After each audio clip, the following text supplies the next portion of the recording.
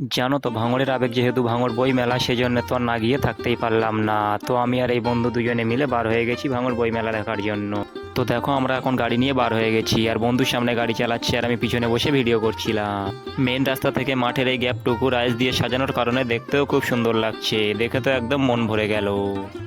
দেখো আমরা এখন গেটের সামনে চলে এসেছি আর গেটটিও কত সুন্দর করে সাজানো হয়েছে, আর এখানে শুধু আমরা নয় কত মানুষ এসেছে মেলা দেখতে।